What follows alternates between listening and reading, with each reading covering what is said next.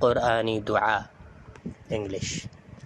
ربنا ظلمنا انفسنا وإن لم تغفر لنا وترحمنا لنكونن من الخاسرين.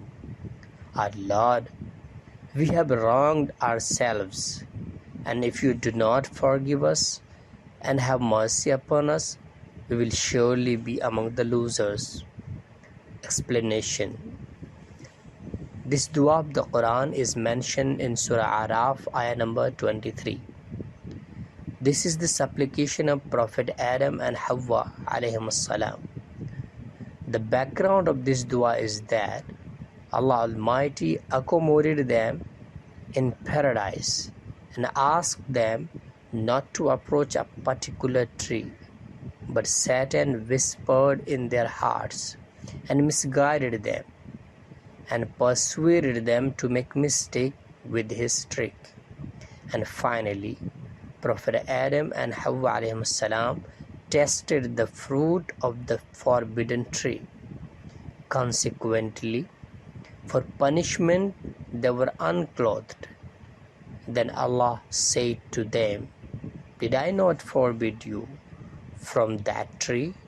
And did I not tell you that Satan is your open enemy?"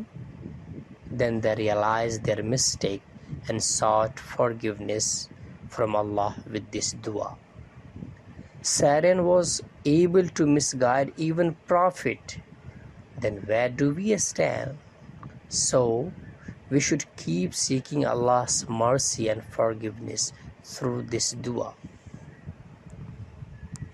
ربنا ظلمنا أنفسنا وإن لم تغفر لنا وترحمنا لنكونن من الخاسرين. ترجمہ. اے ہمارے رب، ہم نے اپنے آپ پر ظلم کیا، اور اگر آپ ہمیں معاف نہیں کریں گے تو یقیناً ہم بڑے نقصان میں پڑ جائیں گے. تشریح. قرآن کریم کی یہ دعا سورہ اعراف کی آیت نمبر 23 میں مذکور ہے.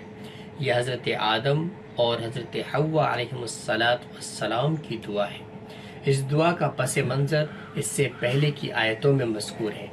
وہ یہ ہے کہ اللہ تبارک و تعالیٰ نے ان دونوں کو جنت کے اندر قیام کروایا اور یہ کہا کہ فلاں درخت کے قریب بھی مت جانا، لیکن شیطان نے ان دونوں کے دلوں میں وسوسہ ڈالا اور ان کو بہکا دیا اور اپنے مکر سے ان دونوں سے غلطی کروا دی، اور حضرت آدم اور حوا علیہم السلام نے اس درخت سے چکھ لیا، جس کے بعد بطور سزا ان کے کپڑے ان کے بدن سے جدا ہو گئے.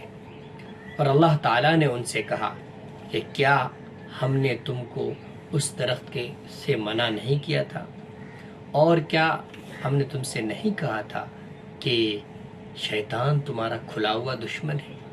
اس کے بعد ان دونوں کو اپنی غلطی کا سخت احساس ہوا اور مذکورہ دعا کے ذریعے اللہ تبارک و تعالیٰ سے معافی طلب کی. نبی کو جب شیطان نے بہکا دیا تو ہماری کیا حیثیت ہے؟ اسی لیے ہمیشہ اس دعا کے ذریعے اللہ تبارک و تعالیٰ سے رحم اور معافی طلب کرتے رہنا چاہیے.